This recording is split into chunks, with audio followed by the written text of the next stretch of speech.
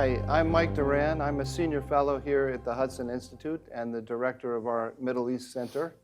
And Peter Rao on my far left here, he's the director of our Europe Center. And the two of us are honored and pleased to host a conversation with Steve Hadley. Hello, Steve. Nice to be here. Thanks for having me. It's wonderful to have you. Now, you are the former National Security Advisor to George W. Bush. Guilty as charged. And I worked for you in the White House. And Peter worked for the president in another capacity and then helped with his memoirs. And we're here today to talk about this book because Mother's Day is coming. There's nothing more than, your mother wants nothing more than to have this book about the transition memos from the Bush administration to the Obama administration. And Steve, to get us started, let me ask you, why you are the motive force behind this book. Why did you want it to come out, and why now? Well, good question, and thanks again for having me. I appreciate being here at Hudson. The transition memos, there were 40 of them, prepared by the Bush administration 2007, 2008, for the Obama administration. They've been declassified, 39 of the 40. 30 are in this book, exactly as we turn them over to the Obama administration. And I thought it provided a good record of Bush foreign policy that I think was in many ways misunderstood, and thought it was an opportunity to get that record out. But we didn't stop there. We asked the people who actually prepared the transition memos or who worked on the issue for President Bush to write a postscript saying what has happened since under the Obama, Trump, and Biden administrations. And on the basis of that, look back and figure out and describe what we got right in the Bush administration, what we got wrong. And then looking back over 20 years in 4 administrations dealing with the same set of issues, what are the lessons learned for future presidents? Because these issues are still with us, some of them in a very different form, but they're still with us and they're going to be with us for a while. I thought now was a good time, again, because enough time has passed to get a little bit of distance on the Bush administration, a lot of water under the dam since then. And I also hope that this book, plus an online website and a digital archive maintained at the Center for Presidential History at Southern Methodist University, would be a resource for scholars on the Bush administration. That archive has the original of the 30 transition memos in this book, the 9 additional ones that have been declassified but are not in the book, and then all the attachments to each of these memorandum, presidential speeches, policies, records of NSC meetings in which the president fashioned policy, contacts he's had, phone conversations, meeting with foreign leaders. Taken together, it is, I hope, will become the go-to place for people who begin looking at the Bush administration foreign policy. They can say whatever they want about it, but at least they will have a place where they can see what we thought we were trying to do. When you say, you said you had the feeling that the policy was, or policies, administration, is misunderstood. What to your mind is the area in which it's most misunderstood? I think there are 3 areas, and they're going to sound sort of bureaucratic, but I think they're real. One is, there's a view out there that all the Bush administration did was Iraq, Afghanistan, and the war on terror. And all you need to do is look through the table of contents, and what you see is there's 40 issues really matter to the country that we're dealing with all the time in parallel, if you will. And that's not just true of the Bush administration. I think it's true of most administrations. And I think there's a view out there that in foreign policy, an administration can only do 1 or 2 things at a time and they're out of bandwidth. That's just not really true. I remember when sitting in the White House with you, when we would have the senior director meetings, and whenever the issue of the pandemics came up, I would snooze. I couldn't stand those discussions. And now I look back on it and I say, we were ahead of our time. Yeah, you were ahead. Second thing is, one of the things that people don't realize, I think, is how much the president matters in foreign policy. And I say to people that the president is the strategist for his or her administration and foreign policy. That is the person who has the highest seat and the broadest view, and really is the strategist for the administration. And as you go through the book, you see how many of the initiatives of the Bush administration were either originated by President Bush, framed by President Bush, or he had a big hand in their implementation and execution. That's another thing that people don't realize.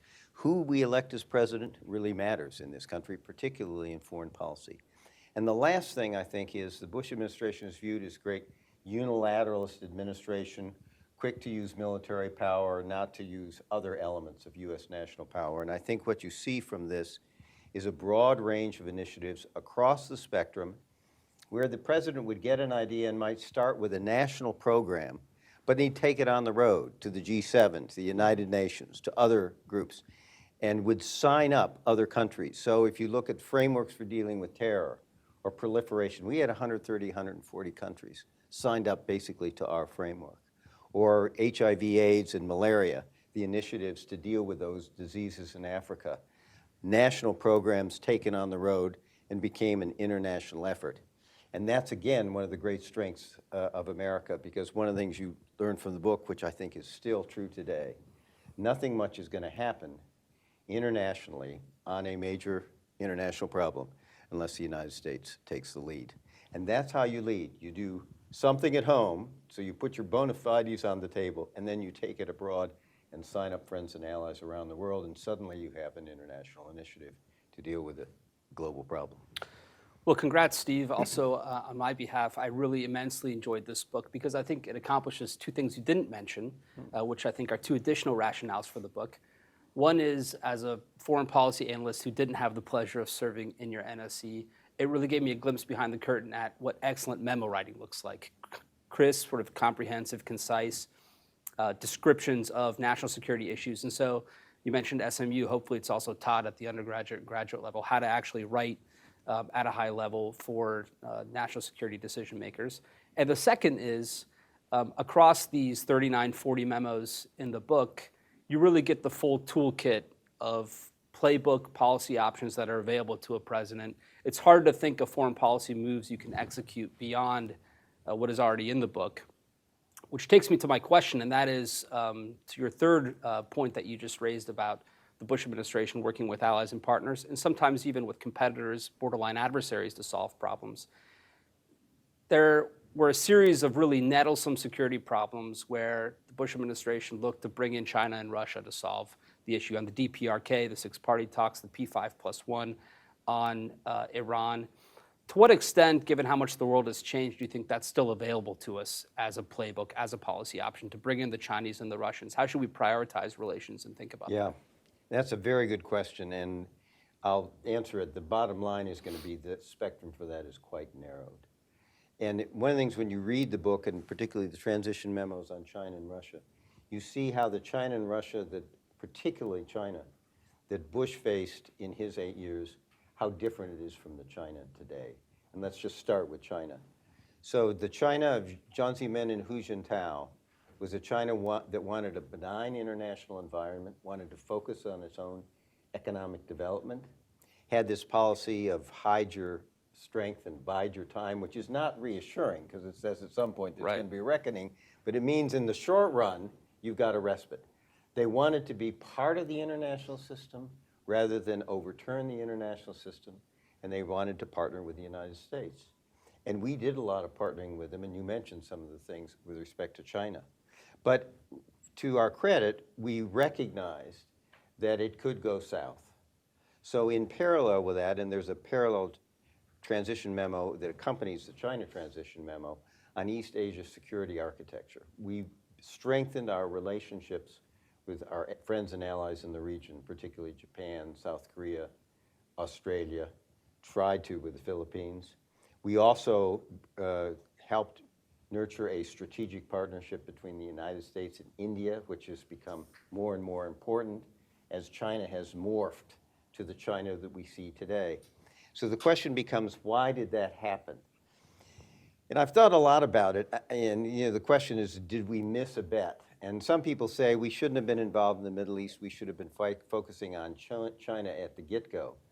But the China we faced was not the kind of national security threat it was today. And I would argue that if we had a different policy and a much more aggressive policy with respect to China, there would be people who would say today that the reason China is becoming hostile to the United States is because the old Bush administration, wanted to beat them with a stick. And instead, that Bush administration tried to bring them in the international system. What went wrong? I think it shows the who leads these countries matter. Xi Jinping came in 2012, 4 years after the Bush administration was out of office, with a very different view of the West, the United States, China, and China's role in the world. And I think he is convinced that the West is in decline, America is in terminal decline. As the Marxists would say, the correlation of forces favors China. This is China's moment to step forward, to take its rightful place in the international system, to change the rules to be more congenial for China's interests, and to be much more aggressive economically, diplomatically, and militarily, really intimidating its neighbors and not just its neighbors. That's the China we're dealing with today. He has a different vision of where he wants to take his country than did Jiang Zemin and Hu Jintao. Well, so in China, we had Jiang Zemin, Hu Jintao give way to Xi Jinping. In Russia, of course, it's been Vladimir Putin all along. Do you think he was who he is today in disguise, or did he fundamentally change along the way as well? This is a really interesting issue, and there's a wide range of views. There are people who say Putin was always about reestablishing Russian power. And initially, he thought he could do that by allying with the West, and he decided sometime in 2004, 5, and 6 that wasn't going to work, so he pursued it in another dimension. I tend to think that leaders learn over time. He's been in office 20 years, and that he's evolved. And one of the things that I think is particularly, so let me go back a minute. So the Putin we dealt with wanted a constructive relationship with the United States, and Bush would talk to Putin and would say to him, Vladimir, you have a historic opportunity to bring Russia into the West. I'm no historian, but Russian history is 400 years Russia has struggled with its relationship with the West. We thought that the dissolution of the Soviet Union, the end of Soviet communism, there was a chance to bring Russia into the West. And Putin would say to Bush, I want to do that, but there are dark forces in Russia that must not be awakened. So you need to let me do it on my schedule and in my time. And we had discussions with him that are surreal now about how we could work together in the former Soviet near abroad, about how you establish a two-party system. Putin, over that time that we're trying to build this positive relationship with Russia over the 8 years, he's moving more and more in an authoritarian direction domestically. And the other thing that happened was the color revolutions, and I think this is the decisive thing. In 2003, 4, and 5, popular uprisings in Georgia, Kyrgyzstan, and Ukraine, where people demanded accountable governments and democratic governments. And we thought, probably naively, this is great. These will be prosperous, stable, democratic governments on Russia's border, which will be good partners for Russia, which hopefully will itself reform. Putin didn't view it that way. He viewed the uprisings as CIA front operations, which were to install anti-Russian regimes on the border and were a dress rehearsal for destabilizing Russia itself. So you get Georgia in 2008, Ukraine in 2014, Ukraine again in 2022, and Putin's gone. You say naive, perhaps naively. In looking back at it in retrospect now, would you, knowing then what you know now, would you have suggested a different course at some point? Say with maybe, I think the most obvious opportunity would have been 2008 in Georgia. It's a good question. It's hard to recreate exactly how much time we spent on that relationship. For example, Bush and Putin established a dialogue between the White House and the Kremlin that Condi Rice and Putin's chief of staff co-chaired, but Tom Graham and I, for the NSC, ran it for the U.S. side.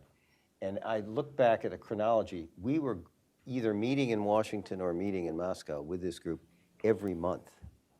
And one of the things we did, for example, is we tried to develop a common set of ground rules of how we would cooperate with the near abroad. And we had a nice policy statement about U.S.-Russian relations and another nice policy statement about how we were going to cooperate in the near abroad to stabilize Putin's neighborhood. And I think we had an indication that things may be going in the wrong direction. When as those two documents went up through the Russian system, that cooperation document on the near abroad got shorter and shorter and shorter, and in the end disappeared, and turned out to be one line in a general policy statement between Russia and the United States about how we were going to have a positive relationship. There are a lot of people out there who say that our insistence on supporting the enlargement of NATO, our efforts to deploy missile defense in Europe provoked Putin. And if you read the speech that Putin gives before he goes into Ukraine in February of 2022, the back half of it is that. This is the traditional Russian grievances about American behavior. It looks probably like it was written by Lavrov, the foreign minister. The front part of it, where all the heat is Putin. And it is about the Soviet crime that allowed Ukraine to be independent, how Ukraine can only be sovereign as part of Russia, and an aspiration to reestablish not the Soviet Empire, but the Russian Empire in the former Soviet space, to reassert Russian control over traditional Russian lands, which if you look at another essay Putin authored, includes parts of the Baltic states, Poland, Moldova, and some Slovakia and other parts.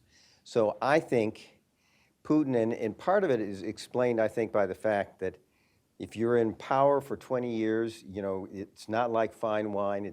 You do not get better with age. And in the COVID period, Putin cut himself off from everybody and apparently squirreled himself away in the Soviet and Russian archives. And I think he's seized with this vision that he is Peter the Great, and his job is to reestablish the Russian Empire.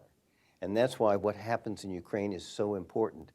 And it's important not only to prevent that. You may remember, I think maybe you were gone by then, but when Putin went into Georgia, we said if we don't impose a strategic cost on Putin for Georgia, tomorrow it'll be Ukraine, and the next day it'll be the Baltic states, and since Baltic states are in NATO, that means war with NATO. So there's a lot riding on getting Putin to understand, to sustain a strategic defeat, if you will, in Ukraine. But it also is a way to set back China, because Xi has so embraced Putin tightly as his preeminent partner. If we can set back Putin in Ukraine, we actually set back Xi in China and maybe cause him to rethink his aspirations for using force against Taiwan. So there's a lot riding. I saw an FT piece recently. It's hearsay, secondhand, but they quote an oligarch who spoke with Lavrov after the announcement, the February 21st speech you reference, and he asks Lavrov, how could the president do this? Who was he speaking to? This is going to jeopardize some of our business. And Lavrov responds, Putin has 3 advisors, Ivan the Terrible, Catherine the Great, and Peter the Great. So I think you're spot on with that. I talked to someone who's very close, pretty close to him, and I know well, and I said, so who has influence? This was before he went to Ukraine. Excuse me. Who has influence with Putin? And he said, influence with Putin? Putin's the czar. He talks to God. That's it. And that may be close to where we are. To take you to a different region of the world, Afghanistan, which the Bush administration is closely associated with. Obviously, Putin was somewhat helpful as a transition to U.S. forces trying to flow into Afghanistan early on. But on the other border with Pakistan, we really had a major security challenge, I would say. During the Bush administration, Pakistan was a major non-NATO ally. Now it's become something of a BRI hub for the Chinese. How should we think about Pakistan today? What should our policy be? What, if I may say, be so bold, went wrong over the years? This is a great example of the dilemmas. So on the one hand, Pakistan, oddly enough, put more effort in fighting terrorists and lost more of their military folks fighting terrorists than probably any other country. So on the one hand, they were a terrific friend in the war on terror.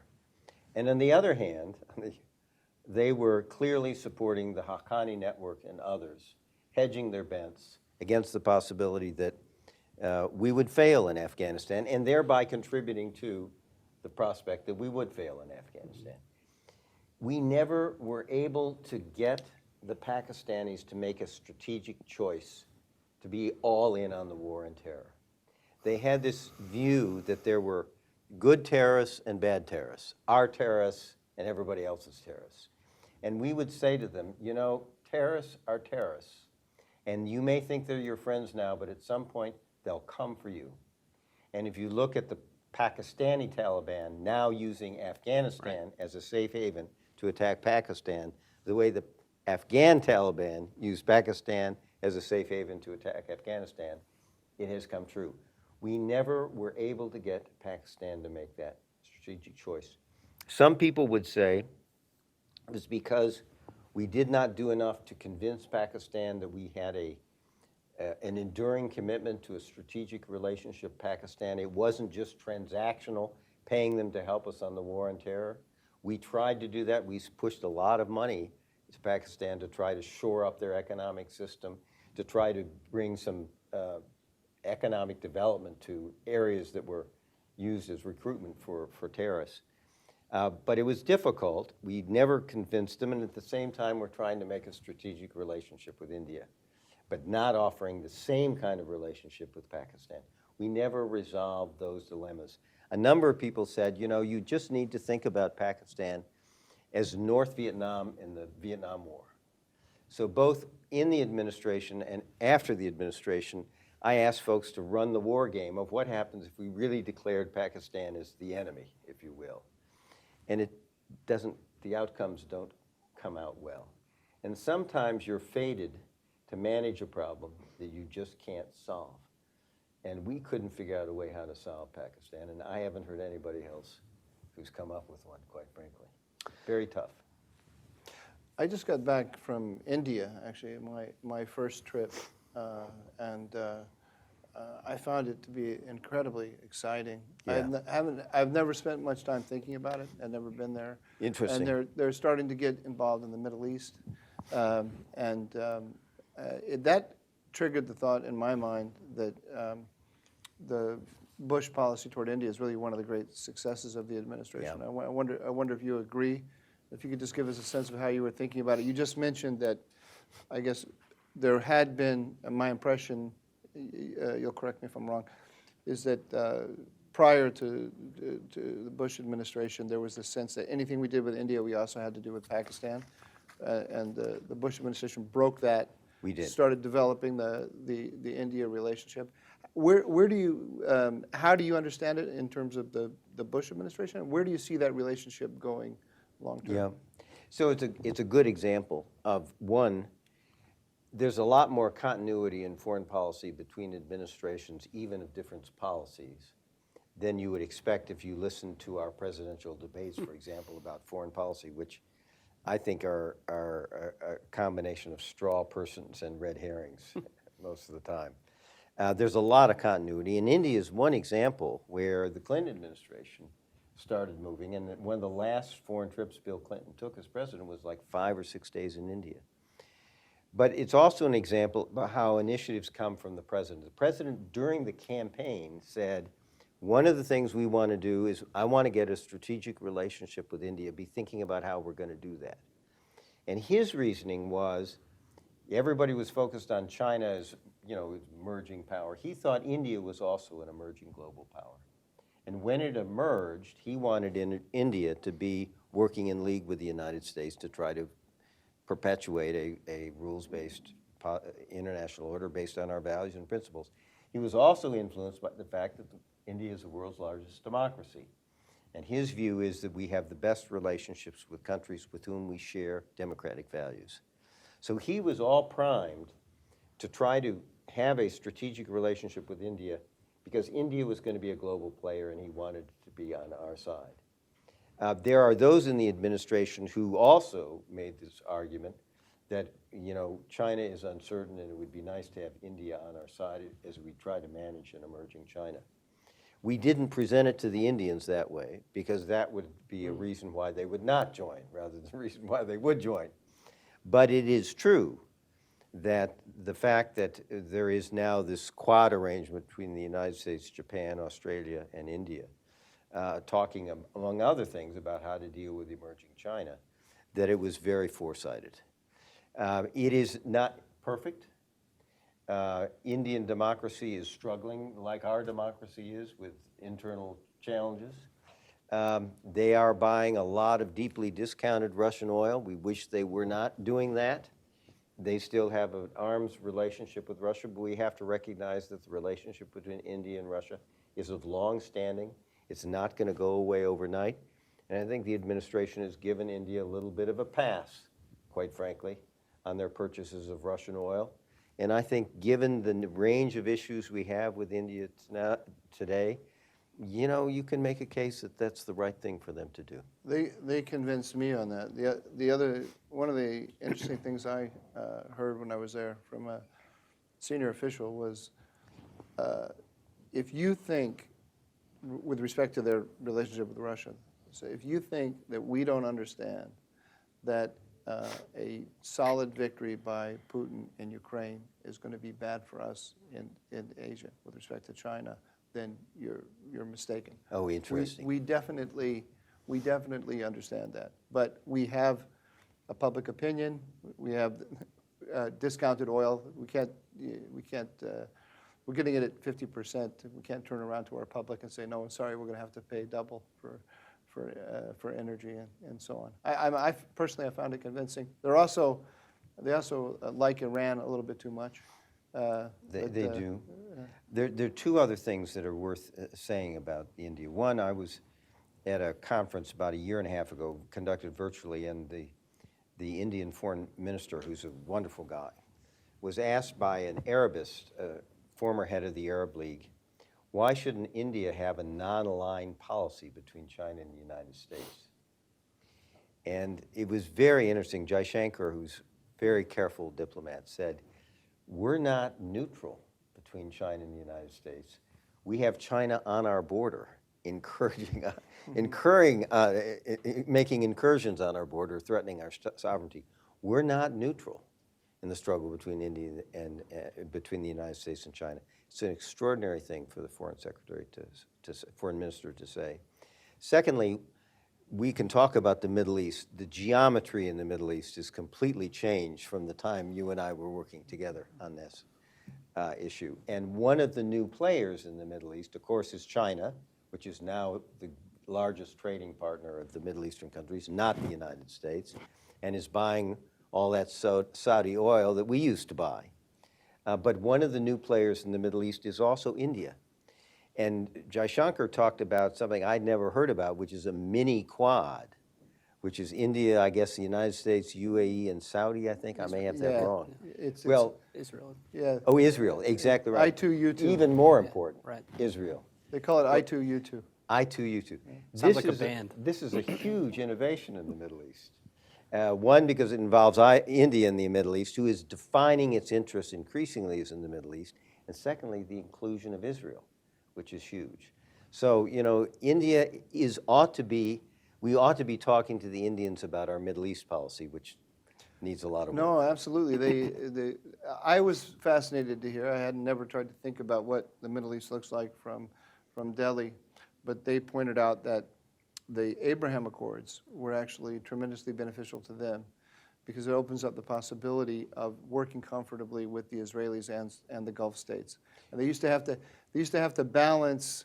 Yeah. They have a special relationship with the Gulf states, partially due to the dependence on oil, but partially due to the large number of expats that they have there and the developing high-tech relationship they have.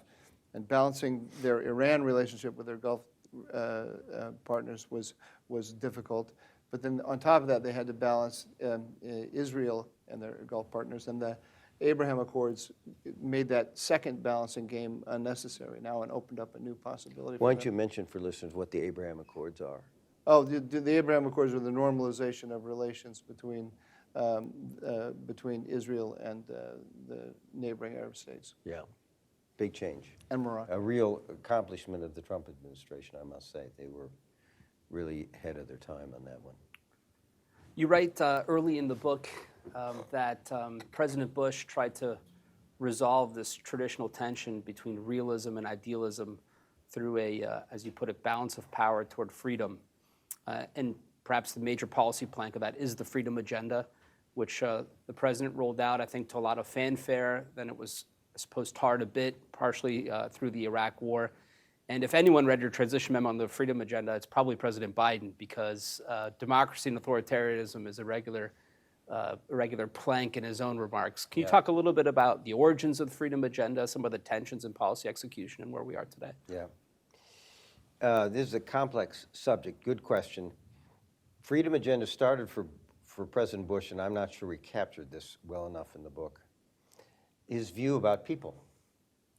And he believes that individuals are who are free from the tyrannies of political oppression, violence, ignorance, and disease, are best positioned to make decisions for their own lives and for the lives of their children and grandchildren. That's what he believes, and it's reflected in his international agenda, things like the HIV/AIDS and malaria initiative, and his domestic agenda, things like No Child Left Behind and the like.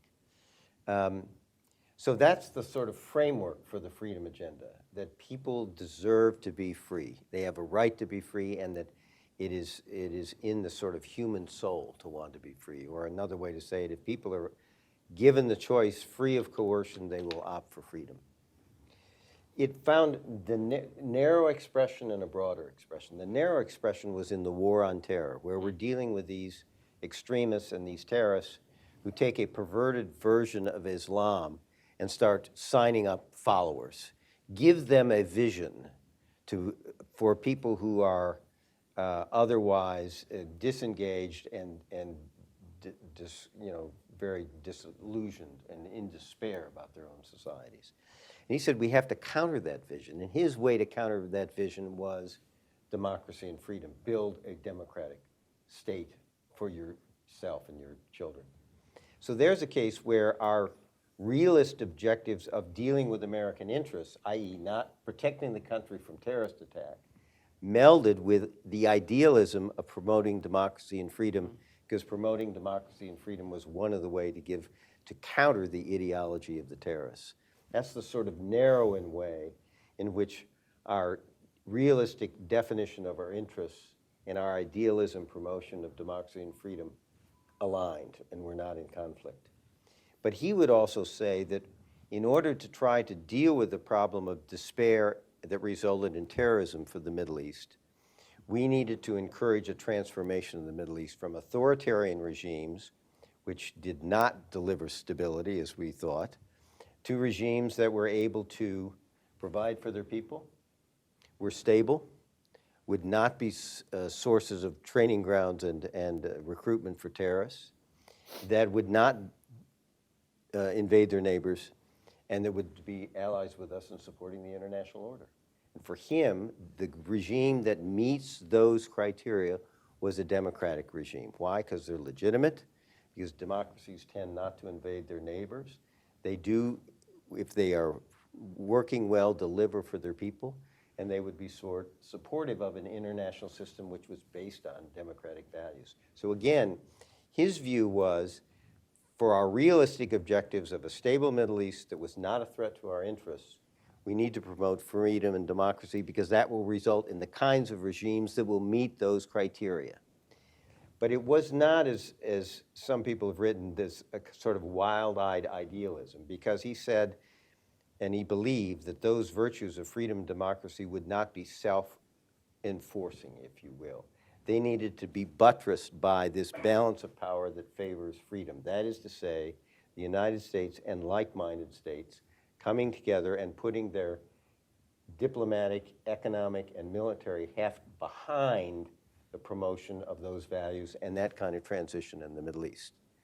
So the freedom agenda under the Bush administration, I think, became inextricably linked to what we were trying to do in the Middle East. And surprise, surprise, when the country soured on what we were trying to do in the Middle East, became disillusioned with the war in Iraq and the war in Afghanistan, it discredited the freedom agenda.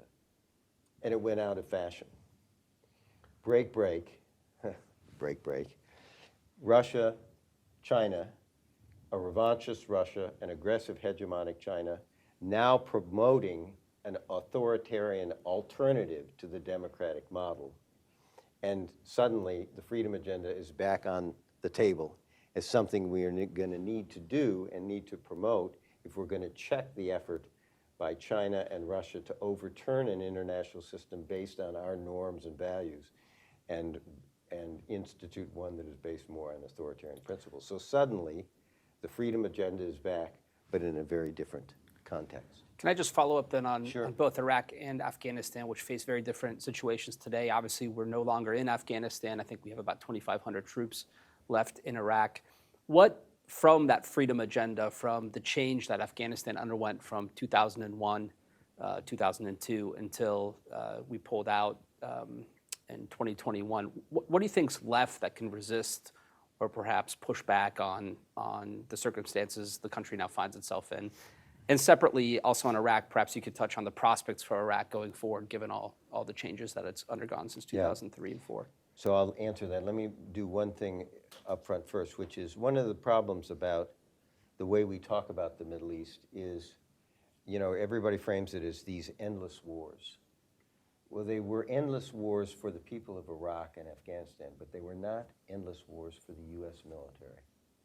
Because while we started, in some sense, the Afghan model was 1,500 to 2,000 American special forces and CIA officers enabling the Afghan people to throw off the Taliban. Iraq was a different proposition, 160,000 folks. That's what people think about Iraq, but we modified that Iraq approach. And so combat operations in which U.S. military was engaged in offensive operations stopped in Iraq when Obama pulled out our troops in 2011, and they stopped in Afghanistan some years later when we transitioned to a different model, which was a small U.S. footprint, training and supporting local forces and working to deal with security problems by, with, and through those local forces. So that's why, at the end of the day in Afghanistan, we got about 2,000 people there. And today we have 2,500 in Iraq. No, in Afghanistan, before we pulled out, it was down to about 2,000. We have about 2,500 in Iraq.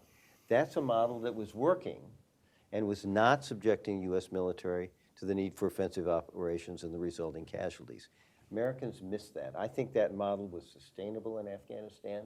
I think it's sustainable in Iraq.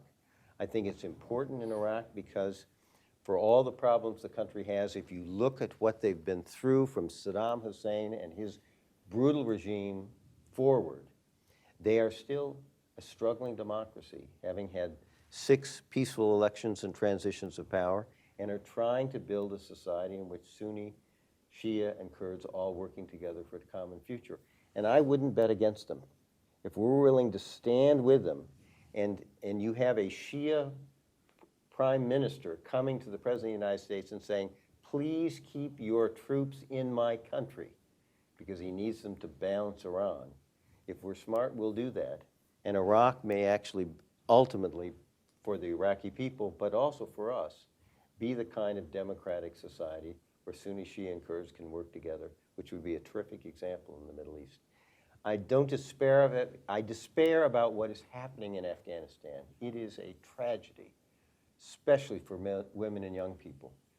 But you know, those women and young people have had 20 years in where they've tasted freedom. And we'll see how long the Taliban can rule that country without having to give some accommodation to those voices who are calling for change. We'll just have to see.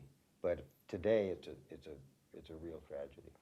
There's a line in here in one of the essays about Iraq, suggesting that there was the cost of the war in 2004, 5, 6 really set back our foreign policy globally. And you kind of suggested that a minute ago too, when you said that a lot of the strength went out of the policy, and our adversaries concluded that they could wait us out or take advantage. Looking back on that now, Do you think there's something that should have been done differently? What Michael's talking about is, and we can talk to that, so we go into Afghanistan in 2001, partly because we had evidence al-Qaeda was trying to get weapons of mass destruction in Afghanistan. We go into Iraq in 2003, again, heavily because they were pursuing weapons of mass destruction, we thought, in error. And it had a huge effect. So Muammar Gaddafi in Libya in 2003 voluntarily gives up his weapons of mass destruction because he thinks he's next on our hit list. And we know in 2005 that the Iranians suspended their weaponization program and their covert enrichment program in 2003 for the same reason. So we're at the point of being able to run the table on the proliferation problem. And in 2004, the Iranians agree with 3 European countries they will give up their nuclear program. In 2005, in the six-party talks, the North Koreans say they'll give up their nuclear programs. We think we're there. But we get bogged down in Afghanistan and Iraq, 2003, 4, 5, 6. And they conclude the Americans either don't have the will or the ability to enforce a rule against proliferation. And both North Korea and Iran walk out of those agreements, and we're not able to get them back into those agreements. That's what I mean by the opportunity cost. There's a question of, could we stabilize it earlier? We should have. There are mistakes, I think, that were made in how we planned. And I'll give you an example. John Allen, who was one of our commanders in Marine General in the CENTCOM region, said at one point, you know, we do our planning backwards. We're doing a military operation. We start with preparing the ground, and then we do our military operation. At some point, we get to what's called phase 4 planning, which is what the country is going to look like after we're done. You know, his comment was, we should start with phase 4, what we want the country to look like, what we're going to do to help the country build their own country on a democratic model, and then work backwards to make sure that what we do in our military operation doesn't foul that outcome, but also to make sure we have the civilian capabilities to help post-conflict societies establish good democratic governance, security, and economic growth and prosperity. We didn't do our planning that way. We don't do our planning that way to this day. It turns out we did not have the civilian capabilities to help the Iraqis stabilize it, and we let the security situation deteriorate too long before we started to try to address it. And I would say a fourth thing, though. I would say that the surge, which was a change of strategy and additional forces announced by the president in January 2007, probably could not have happened before, because we didn't have a legitimate Iraqi partner until the Iraqis adopted a constitution in 2005 and elected a government under that constitution, which finally took power in May of 2006.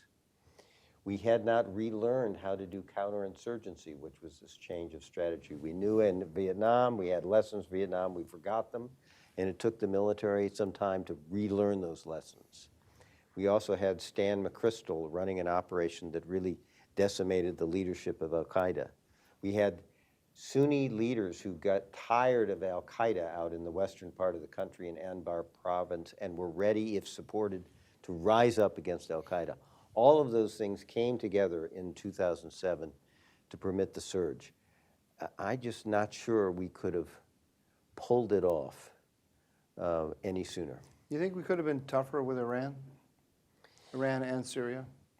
I think yes, probably to both questions.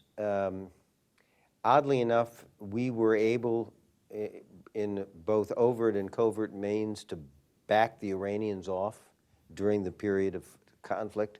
We tried some diplomacy, it didn't work, so we tried some other measures that I think backed Iran off. I think Syria was a problem because it was the Damascus airport was throughput for terrorists getting into Afghanistan, and we never really cut that off. There's a whole issue from less Bush administration, though partly Bush administration, because we pushed, when Hariri, the Lebanese prime minister, was assassinated, the former Lebanese prime minister was assassinated in 2003, 2005 timeframe. We put a lot of pressure that caused Assad to pull his troops out of Lebanon and return sovereignty to Lebanon. There's a question there, should we have pushed harder on Assad? There was a question once the civil war started in 2011 in Syria, whether the Obama administration should have done more to try to enforce its writ on Syria. We basically called for the overthrow of the Assad regime and then didn't undertake it. And of course, the Syria civil war allowed al-Qaeda to reconstitute as ISIS in the 2013 timeframe, and then go into Iraq and take 40% of Iraq in 2014, which defeated all the good work we'd done in the surge. And it wasn't until 2018 that the Iraqis, with our support, were able to kick the ISIS out of Iraq and reestablish Iraqi sovereignty over the whole country. So how the United States handled Syria over 2, maybe 3 administrations is really worth examination. We didn't get it right. One thing that I think is a bit different about the foreign policy debate today compared to the 2007, 2008 timeframe is the increased discussion and attention to connections between our adversaries and competitors. So when Xi Jinping goes to Moscow, that generates huge international headlines, Yep. and everyone watches it very closely. What do you think is the nature of the relationship between, in particular, Russia and China today, but also with those regional satellites, if I can call them that, Iran, North Korea, maybe even Venezuela, some of these, what we used to call rogue actors? Yep. Well, they are tightening, there's no doubt about it. Graham Allison wrote something about how basically China and Russia is one of the most successful alliances now. My own sense is it's an alignment of interests. They don't have a formal alignment. They don't sort of go down the line on every policy, but there clearly is an alignment of interest. I would hope that the problems Russia is having in Ukraine would cause Xi Jinping to wonder whether he really wants his global partner to be Vladimir Putin in a Russia-China axis. We'll see over time. But it is worrying. The ideal in these kinds of arrangements is for the United States to have better relations with either of those countries, with both of those countries, than they have with each other. We're unfortunately, and we did that rather skillfully in the Cold War period, we're in the opposite position now. The relationship between the two of them is closer than either of them have with the United States. And this is an ongoing problem. I think we're not going to be able to separate them. But one of the reasons, as I suggested earlier, one of the reasons why I think it's so important to defeat Putin strategically in Ukraine is because I think it'll be a setback, not just for Putin, but also for Xi. And I think it'll put some strain on that relationship between Russia and China. And that's very much in our interest to do. Can we, beyond just putting a strain on the relationship, and I would agree with you that we can't separate them, but are there areas in which we can, say, drive some wedges between China and Russia? Is it worth trying, or do we have to consider them as a bloc? I think we should not consider them as a bloc. And I think the desire to try to separate them ought to inform our policy. It's very tough to do with Russia right now, given the war in Ukraine. I think it's tough to do with China for an odd reason, and I need to pay some tribute to Hudson as the leadership you have shown in getting U.S. attitudes and policies towards China right. I think we're still in the midst of getting our China policy in place, both conceptually and operationally, and it's got some way to run. I think at some point we're going to have to think about whether there is a way to salvage something positive in our relationship with China. And one, I think some of that is economics. I think there needs to be decoupling in the high technology areas, no question about it. China is decoupling as fast as we are, which gets no publicity in the press. But I think there is some decoupling that ought to go in the high-tech areas. I'm not persuaded that we need to decouple our two economies and establish two different economic blocks in the world today. I don't think that's really in our economic interests or in the interests of geostability. So I would hope at some point we could have a little bit of adjustment in our policy to define some areas where trade and investment is okay, so the business community gets some guidance from the administration. And I do think there are some areas where there are global challenges that each of our countries, China and the United States, face that neither can solve by itself, that have to be solved if either country is going to achieve the objectives they have for their own people in terms of prosperity and stability, where the two countries really need to be working together. And everybody talks about climate. I think it's stabilization of the international economy. I think it's pandemics. I think there are some other areas where we could work together. But it's very hard to do, I think, right now, because I think that the China policy is in transition, and because I think our politics are such that we're going to be in this correction period for a while, probably even through our presidential election, until we can take a sort of draw a breath and take a look at that relationship between the United States and China. I have one really boring process question I want to ask. So should we end on the boring one, or do you have an exciting one to end I'll on? ask also a boring one, but on Europe, which I can't resist given that Okay. I We work might on ask Europe something here. that would be actually optimistic, because this is pretty much a doom and We gloom. don't do kind of Hudson doesn't do podcast. Yeah. optimism. Sorry, got that wrong. Depends on your views of transatlantic relations. But obviously, during the Bush administration was a period of NATO enlargement. Also, the EU went from having just adopted the euro to being a relatively mature institutionalized force by the time you passed the baton to President Obama. Now, with such major rupturing changes in Europe, what do you think our strategy towards Europe should be? I hate to say post-conflict, but when this war eventually settles. I mean, it's a very important point you make. While we tried to bring Putin and Russia into the West, we hedged by NATO enlargement. We did it because the countries that were now freed in Eastern and Central Europe from Soviet domination wanted to join the West, and are we really, given what they've been through, are we going to say, no, you can't be part of our institutions?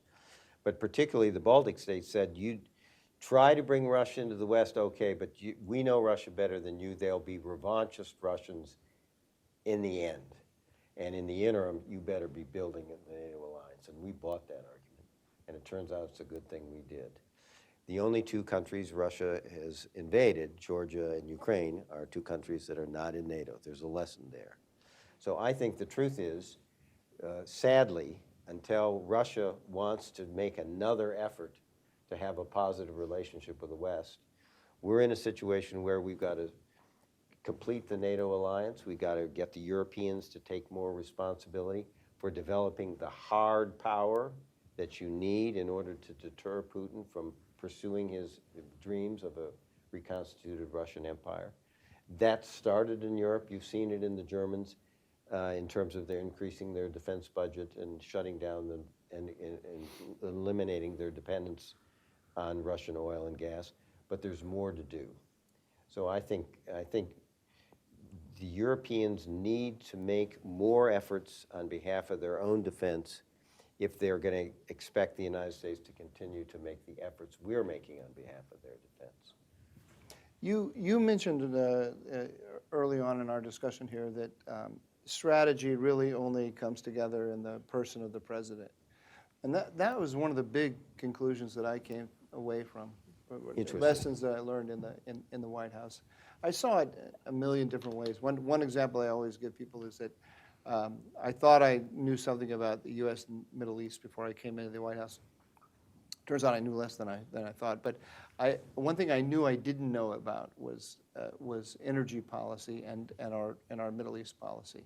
And I thought, no matter what happens while I'm in the White House, I'm going to come away understanding better how the economics works with the geostrategy.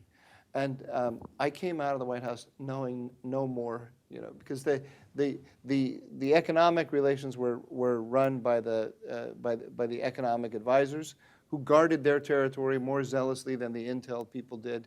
whenever I would try to get in the meetings, they would say, Mike, don't worry your pretty little head about this. The big boys are doing the job here. Because and it made me realize that really, it only really comes together in the person of the president. Maybe the president and the national security advisor, but even there, I'm not sure. I don't know. There's a lot you don't know. I don't know how much you're tied into the domestic policy discussions and so on. And I think this is our system. That's the way it works. But would you, after having served so closely with the president and having seen this close up, is there some way that you would want to modify the system or change it that's doable? Or is this just, we just have to realize that this is the way it's going to be? I think it wasn't quite as bad as it looked from your vantage point. And let me... You're telling me I was down too low to... You were one level down. Don't worry your pretty little head, Mike. We had it under control. There are stovepipes in the government. And one of the jobs of the National Security Council or the National Economic Council or the Domestic Policy Council, for example, is to integrate policy across the stovepipes. Now, and one of the ways we tried to do that within the White House was there is a Deputy National Security Advisor for International Economics. Dave McCormick had it at the end of the administration. And David dual reported to me as National Security Advisor, but also to the head of the National Economic Council. So his job was to cut across the seam between the NSCs and the power ministries, supposedly, and the NEC and the economic ministries. So we try to do that way. Jim Connaughton, who was the White House person doing energy and economics, didn't have a formal reporting relationship with me at all, but he was always in my office because the things he wanted to do required us to bring together major environmental polluters, for example. And so he needed the help of the NSC instruments to sort of bring people together. So imperfect. I think the challenge, I think we've got mechanisms to resolve and bring together the various elements of the national government. But some of the challenges we face today are not whole of government problems, they're whole of society problems. And what we don't yet know how to do is not only get coordination among the US government, how do you bring in state and local governments when it's a homeland security issue, and how do you bring in the private sector? Business, charitable foundations, private philanthropists. How do you bring together all the resources of the society to deal with those kinds of problems that require those kinds of resources? Cyber is one, climate is another, energy policy is another. So we've got some organizational challenges, and I don't think we have a good way to do that yet. All right. Peter, do you have another question? Well, I think our time is up, and we really appreciate you being here and sharing your thoughts with us. And Mother's Day is just around the corner. Mother's Day is just around the corner. Go out and buy this while you can. Thanks a lot. We really appreciate it. Thanks for having me. Nice to be with you. Thanks, Mr. Hadley. Great. Appreciate it.